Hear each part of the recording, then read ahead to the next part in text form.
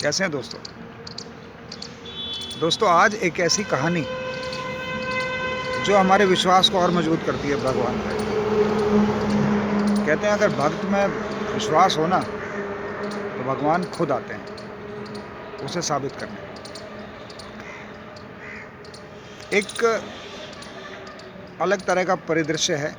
एक फोटोग्राफर है, मथुरा वृंदावन की बात है।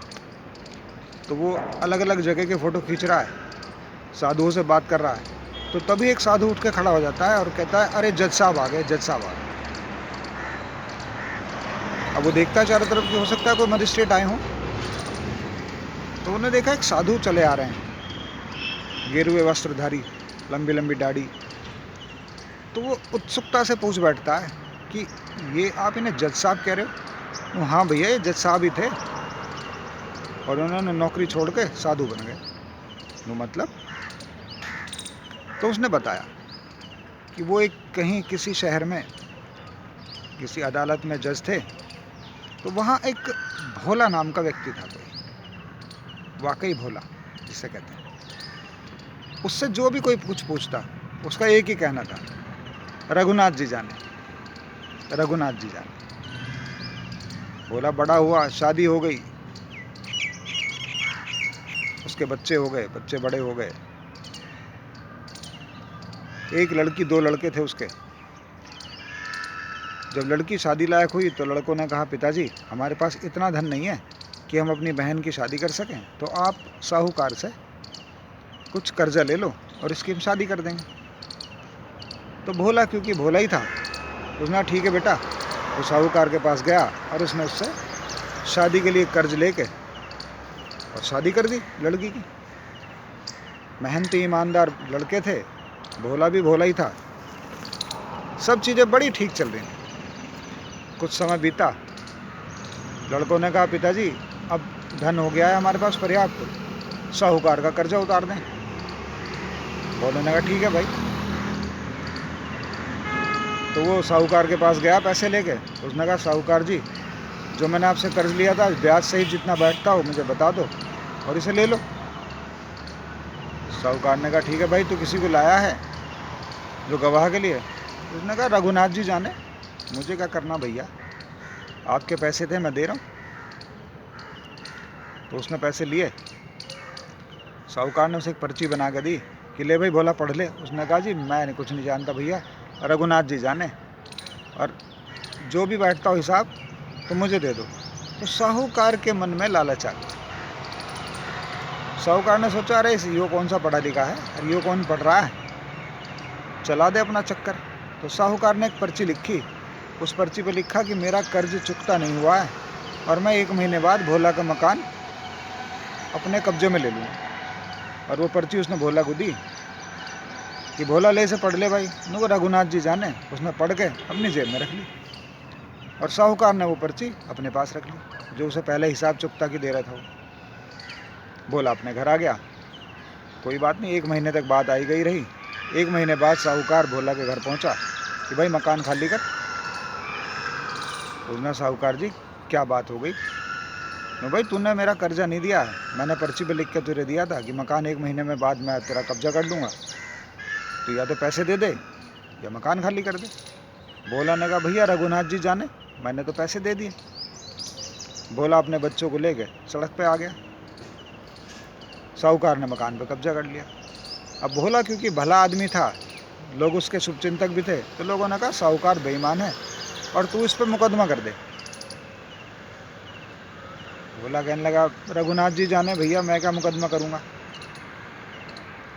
फिर भी उसने किसी की सलाह मानी और उसने रिपोर्ट कर दी। तो मामला अदालत में पहुंचा।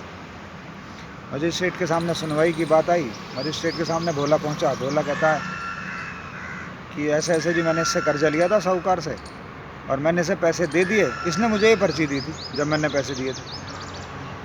तो पर्ची उसने जज साहब को दिखाई। जज साहब ने पढ़ा तो वो कहते हैं, भाई आपने ये पर्ची पढ़ी थी? जी मैंने नहीं पढ़ी, मैं तो पढ़ा लिखा हूँ ही नहीं, मैं तो रघुनाथ जी जाने। तो जज साहब के दिमाग में चीज़ आई कि हो सकता है रघुनाथ नाम का आदमी इसके साथ गवाह रहा होगा कि भाई तेरे साथ कोई था जब तूने पैसे दिए थे या लिए थे। मुझे रघुनाथ जी जाने। रघुनाथ जी गवाह हैं? हाँ रघुनाथ जी गवाह हैं। तो जज साहब ने एक सम्मन जारी कर दिया कि रघुनाथ जी को फला फला तारीख पे कोर्ट में आना है। अब वो पुलिस वाला उस सम्मन को लेकर पूरे गांव में घूम गया। अब कोई रघुनाथ नाम का व्यक्ति हो तो लेना वो सम्मन।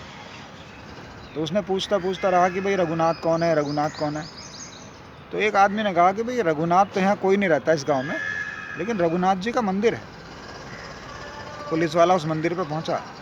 पुलिस वाले के दिमाग में भी ये चीज़ रही कि हो सकता है रघुनाथ कोई होगा, उसने मंदिर बनवा दिया होगा। तो वो जाके मंदिर में और पुजारी से पूछा रघुनाथ कहाँ रहता है भाई? नो रघुनाथ जी तो यहीं रहते हैं। नो तो ये उन्हें सम्मन दे देना, कोर्ट से है और उन्हें फला तारीख में आना है। बोला कि गवाही देनी है। तो जो पंडित था, जो पुजारी था, वो कहता है हे रघुनाथ जी क्या दिन आ गए। बोला जैसे भले आदमी को भी अब कोर्ट कचहरी की देखनी पड़ेगी, और प्रभु जैसे सम्मन आया है लाज रखना इस सम्मन की, उस भोला को बेचारे को कर्ज दोबारा ना देना पड़े। बात ख़त्म हुई, वो तारीख आ गई, फिर अदालत लगी। जो पेशी पे खड़ा होता है मुंशी, वो चिल्लाने लगा कि भाई रघुनाथ हाजिर हो, रघुनाथ हाजिर हो। अब रघुनाथ नहीं आए।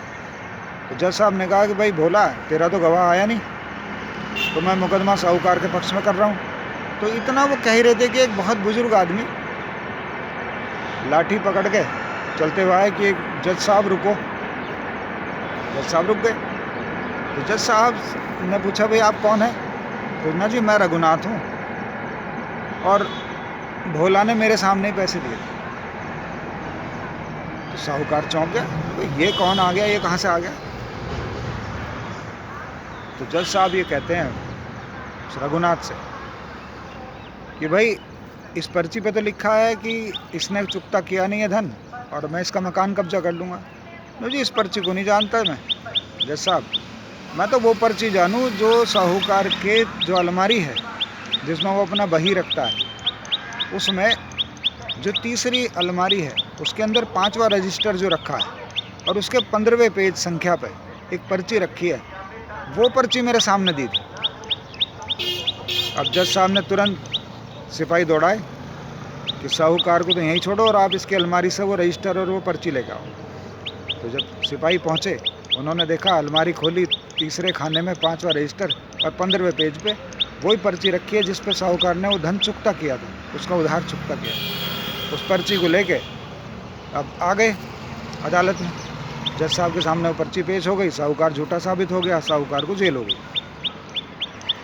झूठे आरोप लगाने पे साहूकार ने को कुछ दिन के लिए न्यायिक हिरासत में जज साहब ने भेज दिया। अब इसके बाद जज साहब सोचने लगे कि भाई रघुनाथ बहुत भला आदमी है, मिल के आता हूँ।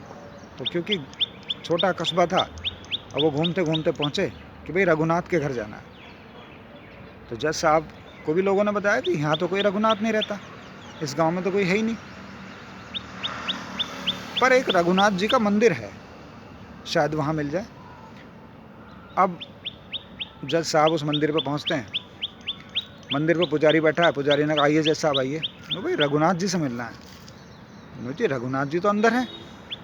तो जज साहब के दिमाग में था कि भाई रघुनाथ आए होंगे पूजा करने, मंदिर तो भगवान राम का है, तो रघुनाथ वो आदमी होगा जिसने मंदिर बनवाया है। अब वो अंदर मंदिर में प्रवेश करते हैं और जो मूर्ति की तरफ देखते हैं तो जो आदमी गवाही देने आया था, बुजुर्ग लाठी लिए हुए, जज साहब को वही दिखाई देता है। और जज साहब इतने भाव विभोर हो जाते हैं कि मैंने भगवान से गवाही ली, और भगवान का दिल देखिए कि एक भोले आदमी के लिए, एक व्यक्ति के लिए जिसका कोई लेना देना नहीं किसी से, और वो केवल इस बात पे कि रघुनाथ जी जाने, इस केवल एक कथन पे भगवान स्वयं आए गवाही देने, तो वो उसी दिन से अपनी नौकरी छोड़ के और भगवान में ही लीन हो जाते हैं। और उनका यही कहना है कि बस इस द्वार पे भगवान मुझे हमेशा रखना कि मैं लोगों के काम आ सकूँ, लोगों की मदद कर सकूँ। तूने मुझे दर्शन दे दिए, तूने मेरा जीवन सफल कर दिया। तो वो उस दिन से नौकरी छोड़ और साधु वेश धारण कर लेते हैं और भगवान राम जी की ही पूजा करने लगते हैं। तो ये थी उस भक्त की कहानी जिसके जब भक्त फंसा तो भगवान उसकी मदद करने के लिए आए। तो अगर हम में विश्वास है, हम विश्वास रखें भगवान पे, तो वाकई भगवान हमारे लिए आते हैं धरती पर।